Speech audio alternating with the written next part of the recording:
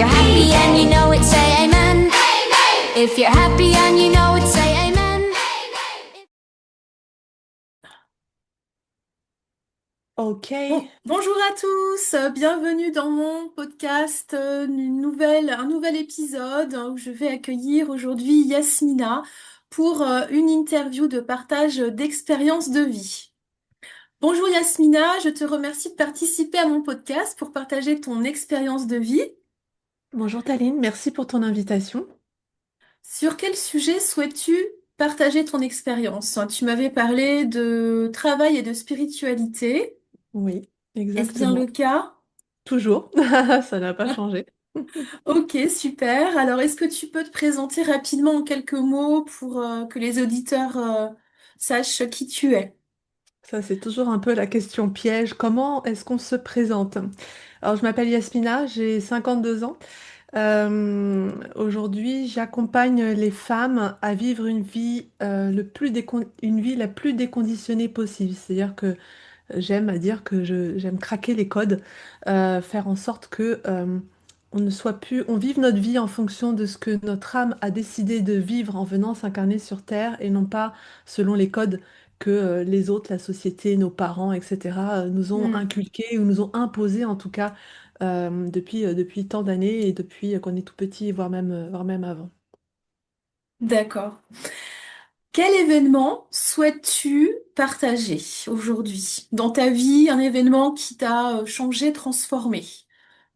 Moi, j'ai envie de parler du Covid, qui a été une expérience douloureuse pour beaucoup de Hmm, personnes. J'ai senti qu'il y a eu beaucoup de frustration pendant cette période-là. Et moi, ouais. au contraire, ça a été une période hyper riche et ça a été un déclencheur important dans mon évolution personnelle et professionnelle. Mhm, Parce que quand on a commencé à parler du Covid, à parler de tous ces morts dans le monde, où on a commencé à envisager, on entendait le gouvernement dire oui, on va tout fermer, on va faire les gens n'iront plus au travail, les gens vont rester en confinement chez eux, il va y avoir des vaccins, 1, 2, 3, 4, 15, je ne sais pas combien de vaccins on a eu à faire. Moi, je me suis sentie oppressée là-dedans. Il y a eu un hmm. tel brouhaha, toutes les conversations ne tournaient qu'autour de ça. On n'avait pas une personne qu'on voyait tous les jours qui nous parlait pas du Covid. Ouais, Moi, c'est ça vrai. m'a vraiment, ça m'a gonflé en fait. Euh, Ça m'a gonflé de vivre dans cette ambiance de peur. Ouais, c'était assez anxiogène, effectivement. Beaucoup de gens ont développé des angoisses assez fortes. Du Ouais, tout à coup, fait. ouais, bon, oui, tu veux dire quelque chose? Ouais, ouais, non, vas-y, vas-y. Du coup, alors je suis pas quelqu'un, je ne me considère pas comme étant quelqu'un de complotiste, etc. Mais j'ai vraiment aussi eu la sensation qu'on était un peu manipulé dans les médias. Ils nous disaient ce qu'ils avaient Hmm. envie de nous dire. Il y avait plein d'informations qui étaient contradictoires. Et c'est drôle parce que la plupart des personnes aiment remettre en cause ce qui est dit. Mais là, à ce Hmm. moment-là, il n'y a pas eu tant de personnes que ça qui ont constaté des, euh, des divergences d'opinion entre experts. Enfin Hmm. voilà, j'ai décidé de m'extraire complètement de ça. Ouais. Et Il y a du eu coup, ce quel brouhaha événement de alors tu peur. voudrais partager vraiment? C'est-à-dire que qu'est-ce qui s'est passé pour toi comme événement pendant le Covid? Eh bien, comme il y a eu ce brouhaha, j'ai décidé de m'extraire de ça et de me recentrer sur moi. Et Oui. je me suis retrouvée dans le calme, en fait. Hmm. J'ai vraiment mis tout ça de côté et je me suis retrouvée dans le calme à l'intérieur de moi. Et c'est ce qui m'a permis de me poser des questions. C'est qui je suis, moi, Yasmina, Mhm. dans ce brouhaha, dans cette période de peur et de souffrance, parce qu'il y a eu beaucoup de souffrance. Oui. Et en posant toutes Bien ces sûr. questions-là, en fait, le fait de, ne serait-ce que de me poser cette question-là, m'a permis, en fait, juste de poser les premiers jalons, de me dire, OK, je ne veux pas de cette vie où les gens ont Bien peur, où sûr. où mes filles, mais mon mari ont Ouais. peur. Et donc du coup, ça aboutit vers quel événement qui a qu'est-ce qui s'est passé concrètement en fait en rapidement en une phrase Eh bien, en fait, le simple fait d'ouvrir cette porte-là m'a apporté des opportunités Oui. d'évolution. Ça a été, alors j'ai passé mon premier degré de Reiki. Après, j'ai enchaîné vers le deuxième, le troisième.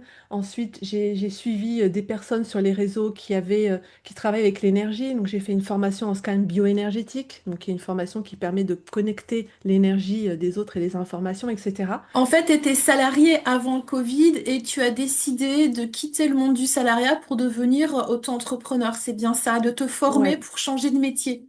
c'est ça. J'ai pas C'est ça quitté le l'événement salariat. en fait C'est qui ça, s'est ouais. passé. J'ai pas quitté le salariat tout de suite, mais je me suis Oui, mise en tant qu'auto-entrepreneur. voilà. Et après, ça m'a pris un peu de temps parce que c'était en 2020 tout ça, et j'ai quitté mon job de salarié l'année dernière au mois de novembre. Mais Oui, c'était l'idée, effectivement, de changer de vie, en fait, voilà. de me retrouver moi et de faire un truc qui me faisait vraiment vibrer. C'est ça pour que les auditeurs comprennent bien en fait le contexte Mhm. et qui voient en fait que bah c'est possible finalement de voilà que cet événement s'est fait petit à petit voilà et donc effectivement il y a beaucoup de personnes qui ont fait cette transition du salariat à l'entrepreneuriat. Très bien, donc effectivement un événement assez courant, très très intéressant qu'on va Mm. développer. Oui. Moi-même étant passée par là aussi.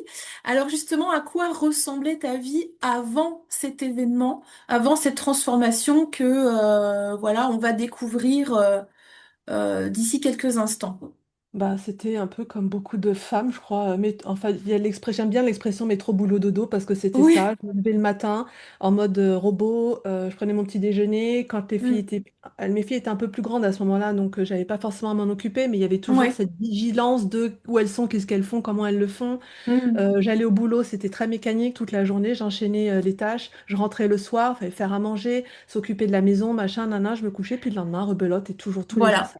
En fait, ta vie n'avait pas vraiment de sens, t'avais pas de révélation, en fait, c'est ça. Non, C'était non. mécanique.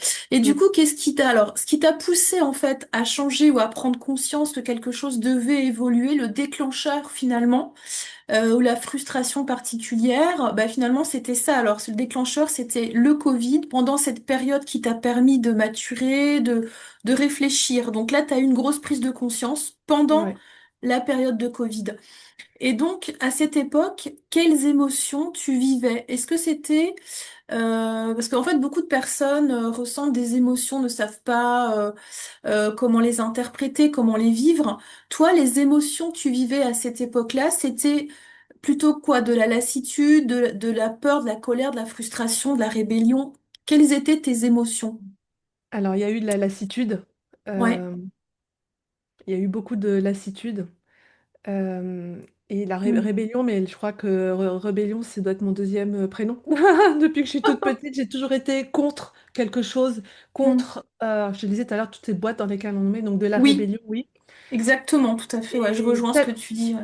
et tellement l'envie de vivre heureuse, en fait. Ce Oui. truc, il y avait un truc depuis longtemps à l'intérieur qui bouillonnait, et le Covid m'a Hmm. permis, en fait, d'exprimer ça et d'aller chercher ce qui était là, en fait, ce qui avait Eh besoin oui. d'être exprimé. Hmm. Et, euh, Et, euh, et du coup, ça a été du soulagement derrière, d'avoir le temps, parce que finalement, on a eu le temps Oui, euh, de se poser des questions, c'est et de ça. soulagement de me dire là, c'est maintenant ou jamais finalement, de Eh pouvoir oui.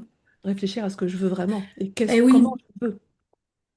C'est vrai que c'est indispensable. Les gens sont en fait dans un cycle comme ça continu de tous les jours et prendre du recul, de la hauteur, savoir prendre le temps au calme pour se recentrer, réfléchir. Effectivement, ça permet vraiment eh bien de savoir ce qui nous correspond vraiment au fond de soi, ce dont on a besoin.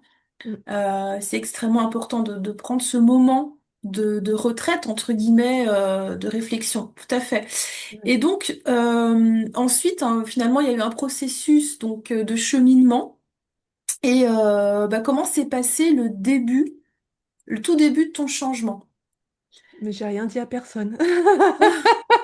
Tu l'as gardé pour Euh, toi, voilà, ok. ouais, j'ai rien dit à personne. Quand j'ai commencé à regarder un peu partout, je me suis inscrite à des formations, etc. J'ai rien dit, j'ai pas dit ce Oui. que je faisais.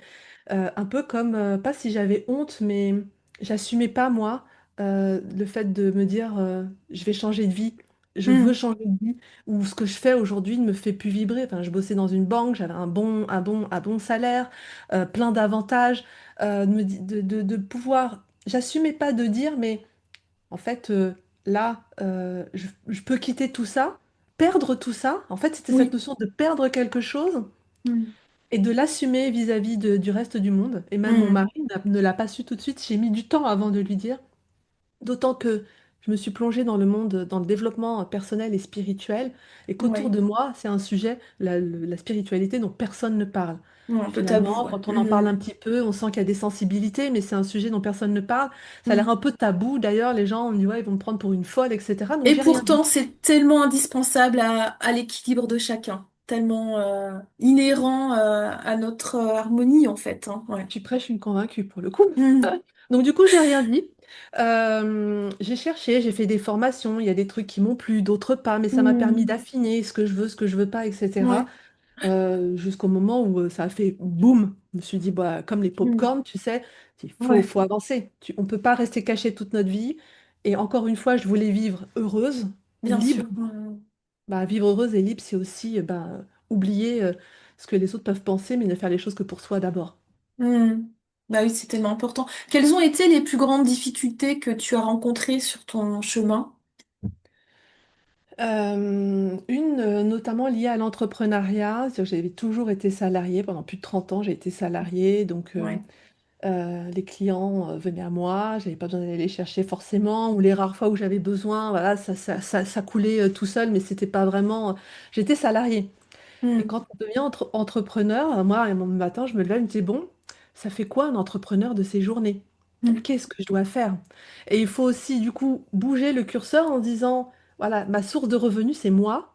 Mm. Si moi, je ne fais rien, bah, j'aurai pas d'argent, en fait. Et Ouais, bouger c'est ce ça. truc-là, c'est pas si simple. Mm. Le fait d'être seul, parce que quelque part, dans l'entrepreneuriat, on est seul. Sauf à Ouais. dire qu'on crée tout de suite une grosse structure avec une grosse équipe, etc. Mais je pense que pour arriver là, il faut déjà avoir un background assez important. On est Mm. seul.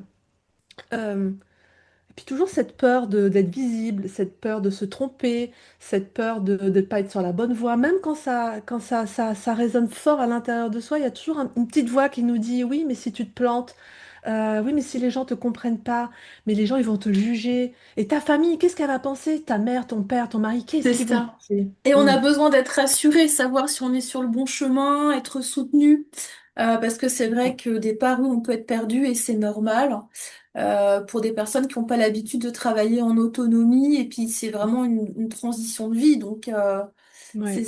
ouais. Et alors, est-ce que tu as eu justement du soutien, des modèles, des ressources, alors des formations, oui, tu en as eu. Oui, Mis à part les formations, donc du coup, tu étais un peu livré à toi-même, c'est ça? T'as c'est eu ça. des... Ok.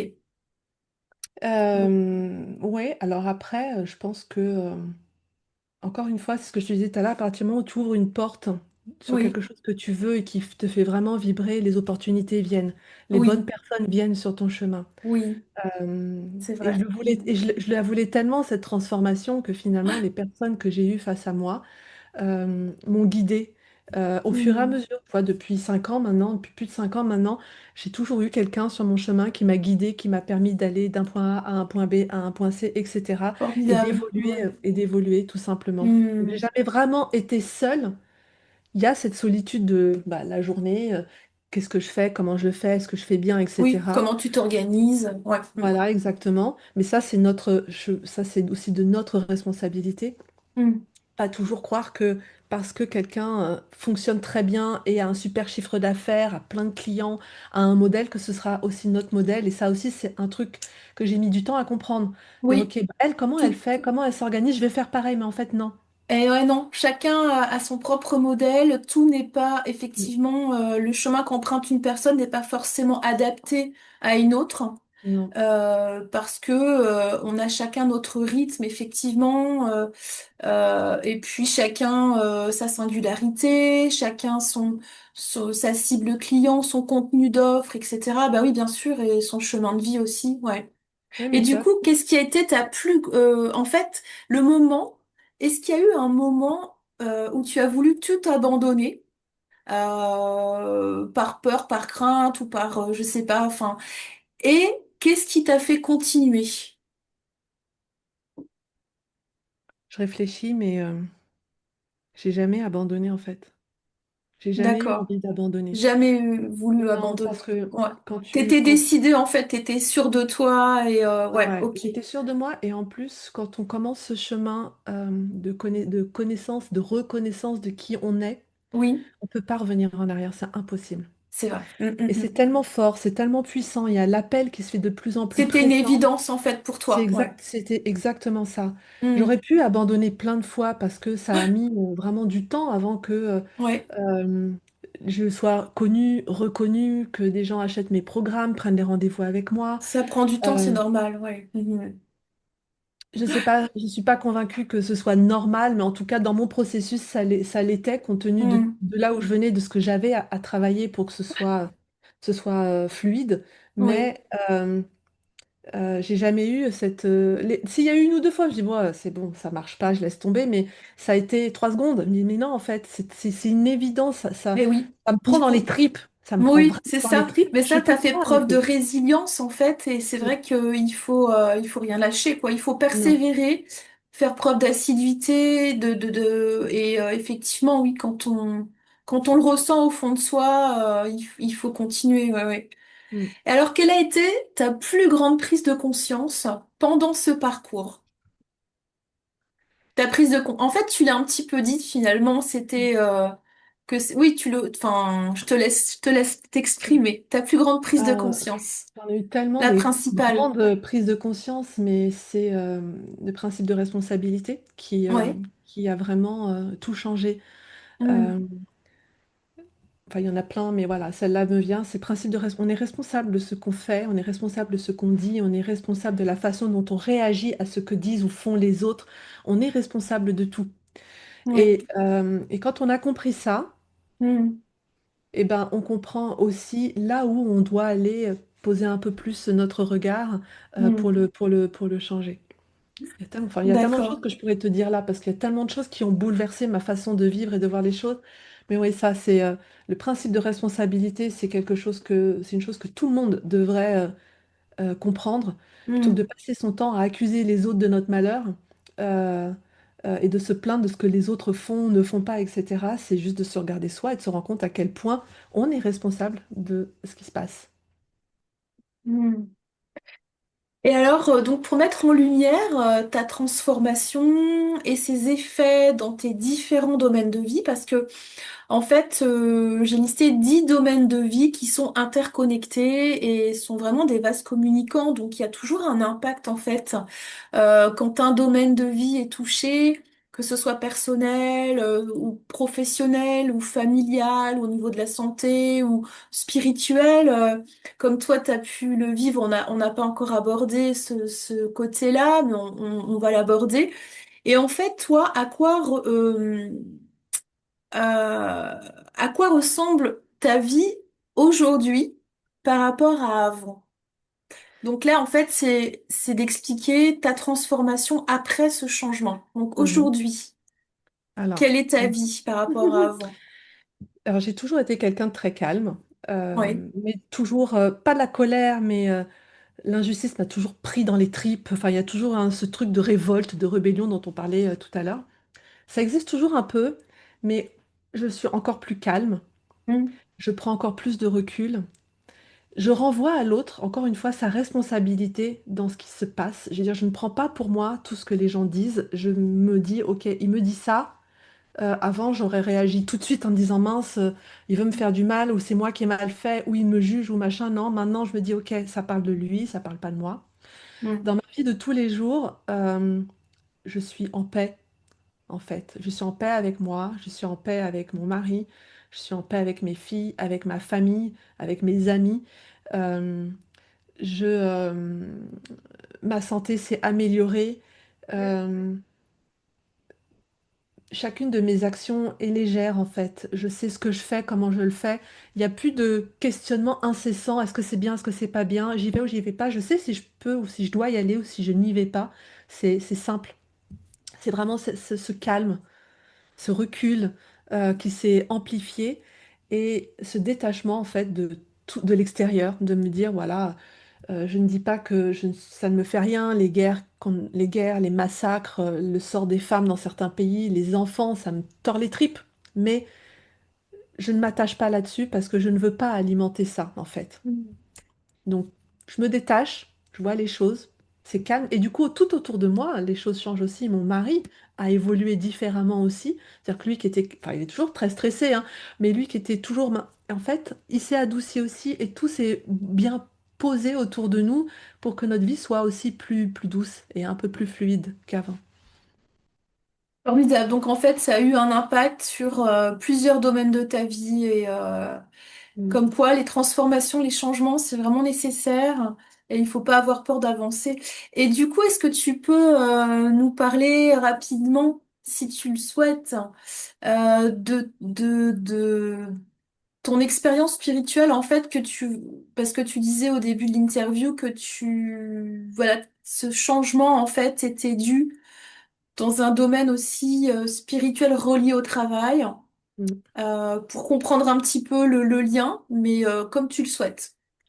Alors, moi, j'avais toujours considéré la spiritualité comme étant quelque chose de lié à la religion, et c'est quelque chose que j'avais un peu, pas renié, mais rejeté parce que je ne crois pas en un Dieu lié à une religion en particulier. J'ai toujours cru en quelque chose de plus grand, quelque chose de plus grand que nous, mais pas un Mm. Dieu dans une religion. Après, je respecte les croyances de chacun, mais encore une fois, dans cette notion d'enfermement, parce que moi, je trouve que la religion, elle me pose des dogmes et elle enferme sur certains aspects. Voilà, j'avais un peu renié ça. Et en fait, de m'ouvrir à la tout ce que je ressentais en fait depuis toujours. Tu sais, il y a des moments où tu as l'intuition de quelque chose et en fait ça s'avère. Tu sais, quand tu dis, tu penses à quelqu'un que tu n'as pas vu depuis longtemps et comme par hasard cette personne elle t'appelle. Les Quand... synchronicités. Voilà, exactement. Et ben en fait j'ai commencé à me pencher sur sur ces synchronicités et de me rendre compte à quel point on était en ouverture constante sur le reste du monde. On est en lien constant avec le reste du monde, où que soit la personne, où que soient les événements, où que soient les gens. Mm. Et j'ai voulu creuser ça, et c'est pour ça que j'ai passé mon premier degré de Reiki, voilà. Et après, le scan bioénergétique m'a permis vraiment d'aller plus loin et de connecter les personnes. On a un champ informationnel, tout ce qu'on vit dans notre vie a un impact. On engramme plein d'informations dans notre corps et autour de nous. Et ces informations, parfois, restent bloquées dans un espace-temps, restent bloquées quelque part. Et moi, aujourd'hui, j'ai développé ça, c'est-à-dire aller regarder pourquoi, à un moment donné sur ton chemin, ben, tu tournes en boucle, ou tu n'avances pas, ou tu as peur, ou tu n'oses pas, etc. Pour pouvoir aller le pacifier. On n'efface pas parce que ça sert à rien, on est ce qu'on est par rapport à tout ce qu'on a vécu. Mais voilà, je vais aller chercher dans le champ informationnel des femmes que j'accompagne, ce qui les empêche d'avancer, où sont leurs croyances, je mets le doigt sur les croyances et, euh, et on réharmonise tout ça. Je travaille avec la personne et à partir de la personne, je ne pars pas de moi, c'est-à-dire je me connecte à l'autre, j'écoute ce que l'autre a à me dire au-delà des mots qu'elle peut prononcer parce que des fois on va verbaliser un mal ou une douleur, mais en fait c'est pas ça le problème il est ailleurs, il a mal été compris. Voilà, en gros, et je m'aide de toutes les énergies parce que on est ce qu'on est, mais il y a aussi plein d'énergies autour de nous qui nous permettent Tout à fait. d'avancer et Tout à fait. d'être plus en paix. Alors, un petit message aux auditeurs maintenant. Si quelqu'un vit actuellement ce que tu as traversé, quel message aimerais-tu lui transmettre? Fais confiance à cette petite voix à l'intérieur de toi. Mm. On a tous, sans aucune exception, une petite voix qui nous parle. Alors, il y a la voix qui nous sabote. Ouais, t'es pas capable, ouais, machin, non, t'y arriveras pas, c'est trop difficile. Exite cette voix, mets-la de côté et écoute celle qui te pousse en avant en fait et ose avancer. Parce que c'est là qu'on découvre ce dont on est capable, ce qu'on veut, ce qu'on ne veut pas, et Mm. comment on veut avancer. On écoute un peu trop souvent sa tête et pas tellement son cœur finalement. Et je pense que c'est là où il Exactement. faut qu'on se trouve, il faut qu'on se retrouve Cerveau droit, cerveau gauche. exactement. Donc écoute Est-ce qu'il y cette a une petite voix qui habitude? te pousse. Ouais. Oui. Toujours écouter sa petite voix intérieure. C'est vrai que c'est assez révélateur. Est-ce qu'il y a une habitude ou une attitude qui t'a particulièrement aidé? Oui, être dans l'observation quasi Mm. constante de ce que je vis et de ce qui se passe autour de moi. Mhm. de mes pensées. C'est-à-dire qu'à un moment, je vais penser un truc, c'est pourquoi cette pensée, elle vient là? Ouais. Alors, je ne veux pas qu'on soit, je ne suis pas d'ailleurs dans la suranalyse de tout. D'accord? C'est pas parce qu'il y a Mais une il faut feuille qui va savoir tomber. l'interpréter, c'est ça. Mais pas Ouais. forcément tout, parce que c'est pas parce qu'il y a une feuille qui tombe par terre devant moi que ça a une Non, signification. Tu vois? bien Mais sûr. il y a des trucs Att- qui vont nous interpeller parfois oui. dans notre réaction, dans nos attitudes et dans ce qui se passe. Et notamment, moi, ce que j'aime dire à mes clientes, c'est tous ces mots qu'on entend comme ça, comme par hasard, un brin de discussion, on est dans le Hmm. métro, on est dans la rue, on entend des mots, Faut savoir être attentif, hein. Ouais, être attentif à tout ce qui se tout à passe. fait. Hmm. Parce que parfois, on demande des choses à l'univers, à Dieu, à qui vous voulez. On demande, voilà, à rencontrer l'homme de notre vie, à trouver le super job, etc. Il y a des réponses qui nous viennent, mais on ne les entend pas parce qu'on est toujours dans ce brouhaha de... Et c'est vrai. Et d'ailleurs, l'univers nous envoie régulièrement, presque chaque jour, il nous téléphone en fait, entre guillemets, et il Oui. nous envoie comme des signes. Et c'est comme quand on roule en voiture, il y a des panneaux, des signalisations, et c'est vrai qu'on reçoit régulièrement des messages qui se matérialisent de différentes manières, et bah, tout le monde n'est pas attentif à les comprendre, à les interpréter, mais voilà, il suffit effectivement de se concentrer, d'être attentif et ben, tout ça, ça se travaille. Et est-ce que tu aurais aimé être à ce moment-là, en fait, être accompagné, aidé par quelqu'un pour mieux surmonter cette épreuve? Alors moi, j'ai pas considéré ça comme étant une épreuve. Ouais, c'est un Euh, changement, oui. Mm. ouais. J'ai été finalement accompagnée puisque, comme je te l'ai dit, au fur et à mesure se sont trouvées sur mon chemin et je Les dis bonnes toujours les bonnes personnes. personnes parce que même les fois où les accompagnements n'ont pas été à la hauteur de ce Mm. que j'attendais, ça m'a Oui. quand même apporté quelque chose, des Mm. compréhensions. Euh, et pour moi, c'est primordial d'être accompagnée et de Oui. trouver et quand je dis les bonnes personnes, c'est celles qui vraiment qui fit avec nous et Mm. qui, euh, qui vont dans le même sens que nous. Et Mm. on le sent, encore une fois, c'est toujours cette petite voix, on le sait quand on est attiré par quelqu'un, on dit OK, là j'y vais. Quand il y Oui. a un truc qui grince et qu'on y va quand même, on sent qu'on force, des fois on y va quand même, on se dit ah bah ouais, en fait, j'aurais dû m'écouter.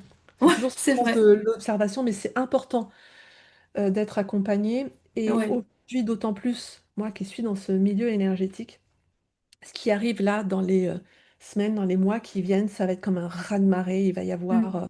des codes de plus en plus forts, de plus en plus puissants qui vont arriver. Et il y a plein de personnes qui vont se retrouver, on parle beaucoup d'éveil, mais il y a beaucoup de personnes qui vont se retrouver avec des capacités à entendre des choses, à comprendre des choses, mais aussi à être perdues parce que qu'est-ce Mm. que je fais de tout ça? C'est Donc, ça. soit dans le milieu spirituel ou pas, quand on veut évoluer à un moment, il faut pas rester seul. Mm. C'est seul avec soi-même parce qu'on cogite trop et on est comme dans une boîte et on sait même plus où regarder et comment avancer. Il faut être, moi, je suis convaincue du fait qu'il faut être accompagné. Alors toi, Yasmina, dis-nous, tu es située dans quelle ville, dans quelle région, si on veut te Alors, contacter? moi, je suis en région parisienne, à Gomès-la-Ville, à côté de pas très loin des Ulysses, Mm. Bure-sur-Yvette, et tout ça. Très Voilà. bien. Eh ben écoute, merci beaucoup Yasmina pour ce beau témoignage. Merci à toi. Euh, et puis, bah, écoutez, chers auditeurs, si vous avez besoin d'être accompagnés dans cette démarche autour de cette thématique, n'hésitez pas à contacter Yasmina. Et puis, si vous êtes dans une période de réflexion, de doute, qui nécessite un changement, une transformation, eh bien, je suis coach de vie et donc je vous aiderai à vous accompagner dans les différentes étapes de votre vie, mais surtout dans les 10 domaines de votre vie, que ce soit au niveau personnel, professionnel, familial, relationnel, santé, environnement, parce que tout est interrelié. Donc, si vous souhaitez en découvrir davantage, n'hésitez pas à me contacter. Je vous offre un rendez-vous découverte à distance ou sur place dans les Yvelines, à Manille-les-Hameaux. Je vous dis à bientôt pour d'autres épisodes et partage d'expériences de vie dans mes podcasts, que ce soit en visio ou en audio. À bientôt, profitez de votre belle vie. Merci Taline, au revoir à tous. Au revoir.